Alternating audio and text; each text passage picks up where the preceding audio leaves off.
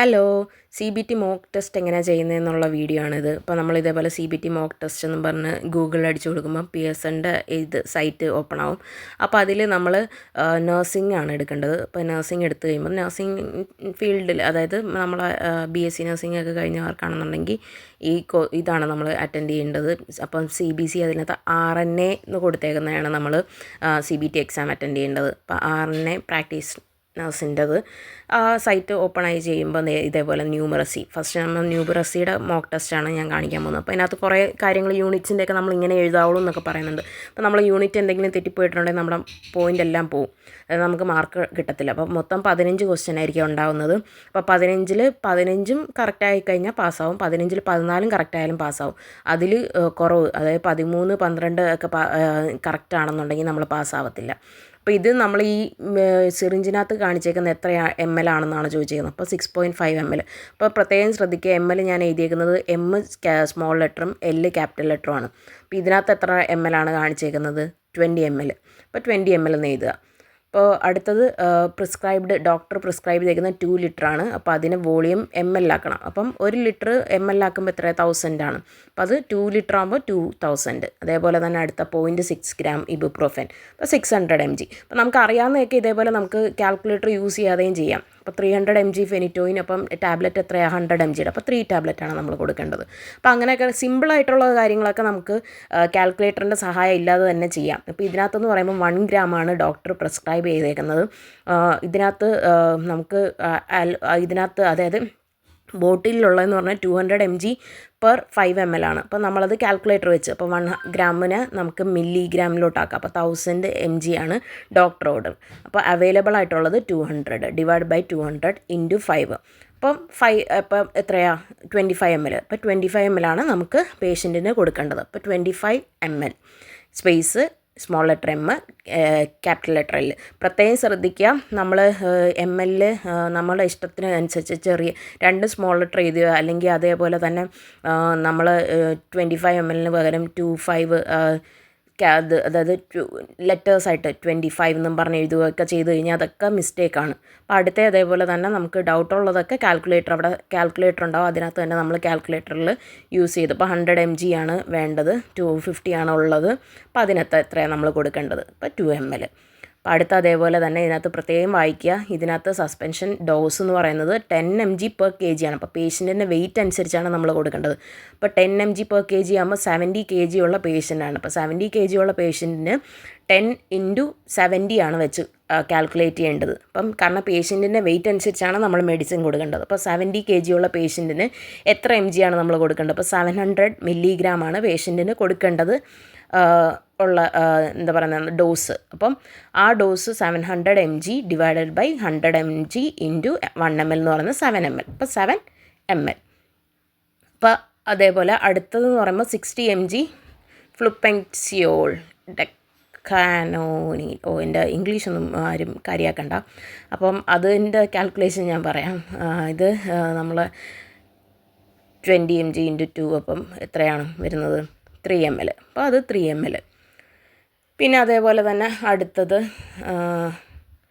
അടുത്ത question 4 mg of diamorphine hydrochloride. അപ്പോൾ what volume? അപ്പോൾ 4 mg divide by 5 mg into 1 ml. അപ്പോൾ എത്രയാവും? അപ്പോൾ 0.9 ml ആയിരിക്കും ഏകദേശം വരുന്നത്. അപ്പോൾ നമുക്കിതിനകത്ത് നോക്കാം എത്രയാണെന്ന്, കറക്റ്റ് തന്നെയാണോ എന്ന്. 0.8 ml ആണ്, സോറി. അപ്പോൾ 0.8, ഞാൻ 0.9 ആണെന്നാണ് വിചാരിച്ചത്. അപ്പോൾ ഇതാണ്, നമുക്കിങ്ങനെ ഡൗട്ട് ഉണ്ടെങ്കിൽ നമുക്ക് കാൽക്കുലേറ്ററിനകത്ത് ചെക്ക് ചെയ്യാം, ഒന്ന് കൺഫേം ചെയ്യാം, റീകൺഫേം. നമ്മളെ കൺഫേം ഇല്ലാതെ ഒന്നും കാര്യങ്ങൾ ചെയ്യരുത്. നമ്മൾ ചെറിയൊരു അശ്രദ്ധയായിരിക്കും നമ്മൾ ഫെയിലാവാനുള്ള വളരെ വലിയ കാര്യമായിട്ട് വരുന്നത്. അപ്പോൾ അടുത്ത ഇതേപോലെ നേരത്തെ വന്ന സെയിം ക്വസ്റ്റ്യൻ ആണ്. 0.5 mg per kg ആണ്. പേഷ്യൻറ്റിൻ്റെ വെയിറ്റ് എത്രയാണ്? 90 kg ആണ്.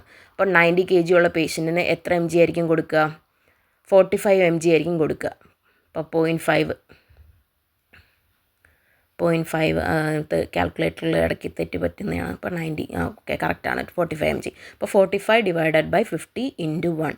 അപ്പോൾ ഇതാണ് 0.9. ഓക്കെ, 45 ആകുമ്പോൾ 0.9. അപ്പോൾ 0.9 ml.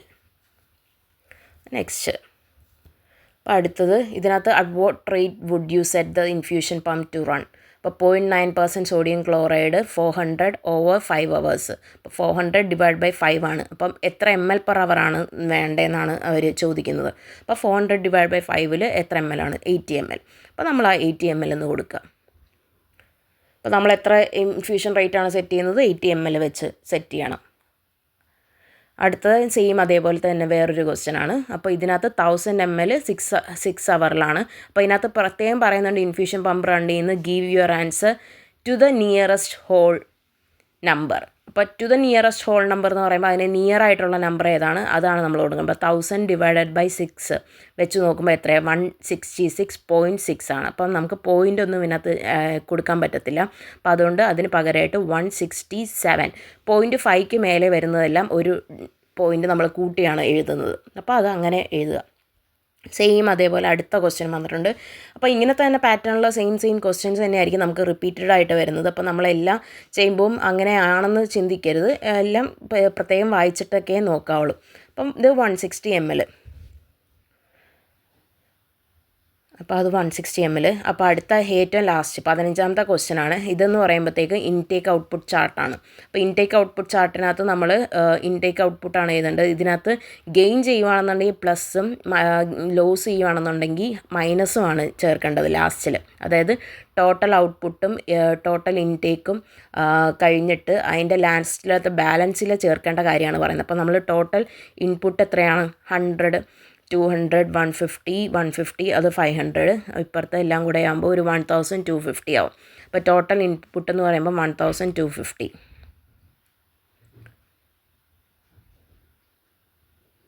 500 അടുത്തത് ഇപ്പുറത്ത്. അതായത് ഈ ഓറലിലാണ് 500 വന്നിരിക്കുന്നത്. ഇൻട്രാവീനസിൽ എല്ലാം കൂടെ ആയിട്ട് ഏകദേശം ഒരു 750 ആണ് വരുന്നത്. അപ്പം ആ ഇൻട്രാവീനസും ഓറലും കൂടെ ചേർത്തിട്ടാണ് ടോട്ടൽ ഇൻപുട്ട് എന്ന് പറയുന്നത് 1250.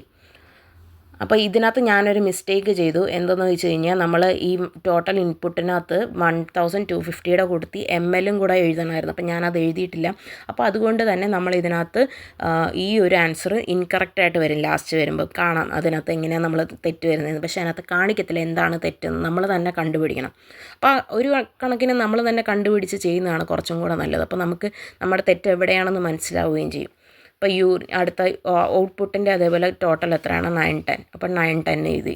അപ്പോൾ ഇനി ഇതിൻ്റെ രണ്ടിൻ്റെയും കൂടെ ആയിട്ടുള്ള ബാലൻസ് ആണ് നമ്മൾ എടുക്കേണ്ടത്. അപ്പോൾ 1250 - 910.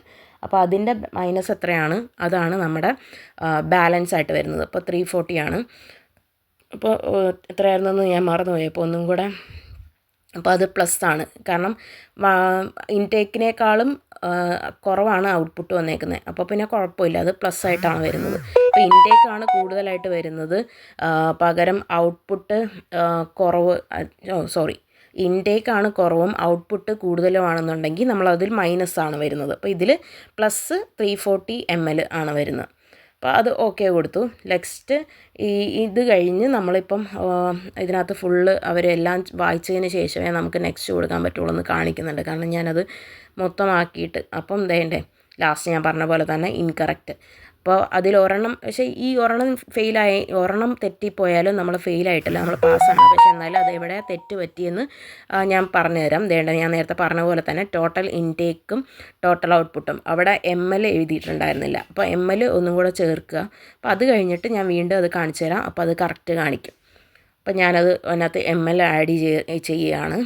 ഇപ്പോൾ ടോട്ടൽ ഇൻപുട്ടും ഔട്ട്പുട്ടിനകത്ത് ഞാൻ ഫസ്റ്റ് എനിക്കൊന്നും കൂടെ ഞാൻ റീകൺഫേം ചെയ്യുന്നുണ്ട്. കാരണം ഇനി ഞാൻ ചെയ്ത കാൽക്കുലേഷൻ ആണോ തെറ്റിയത് എന്നറിയാനായിട്ട് ഞാനത് വീണ്ടും 1250യും 910. കാരണം നമുക്ക് പിന്നെയും നമുക്ക് സമയമുണ്ട്. ഇപ്പോൾ തന്നെ ഉണ്ട് 15 മിനിറ്റിൽ ഇനിയും 21 മിനിറ്റും കൂടെ ബാക്കിയുണ്ട്. അപ്പോൾ നമുക്ക് സമയം എടുത്ത് നമുക്ക് വീണ്ടും അതൊന്ന് റീചെക്ക് ചെയ്യുക. അപ്പോൾ ഞാൻ വീണ്ടും ഒന്ന് റീചെക്ക് ചെയ്യുകയാണ്. നമ്മൾ ചെയ്ത നമ്പേഴ്സിന് എവിടെയെങ്കിലും പിഴവ് പറ്റിയതാണോ അല്ലയോ എന്നൊക്കെ ഒന്ന് കൺഫേം ചെയ്തിട്ട്, പിന്നെ അത് ഇനി അതിൻ്റെ പ്രശ്നം കൂടെ ആണെന്ന് അറിയത്തില്ലല്ലോ. അപ്പോൾ ഒരു തവണ നമ്മൾ ml എഴുതിയിട്ട് പിന്നെ പോയി കഴിയുമ്പോൾ പിന്നെ അടുത്ത തെറ്റ് വരണ്ടല്ലോ എന്ന് വിചാരിച്ചിട്ടാണ് ഞാനൊന്നും കൂടെ അത് റീകൺഫേം ചെയ്തിട്ട് അത് ml ആഡ് ചെയ്തിട്ട് നെക്സ്റ്റ് കൊടുക്കുമ്പോഴത്തേക്കും നമുക്കിപ്പോൾ കാണാം അതിനകത്ത് ആൻസർ എല്ലാം കറക്റ്റായിട്ടുണ്ട്. കണ്ടോ, ഇത്രയേ ഉള്ളൂ. ഇതേപോലെ CBT മോക്ക് ടെസ്റ്റ് ചെയ്യുകയാണെന്നുണ്ടെങ്കിൽ സിമ്പിളായിട്ട് എല്ലാവർക്കും പാസ്സാവുന്നതേ ഉള്ളൂ. അപ്പോൾ എൻ്റെ വീഡിയോ ഇഷ്ടമായെങ്കിൽ ലൈക്ക്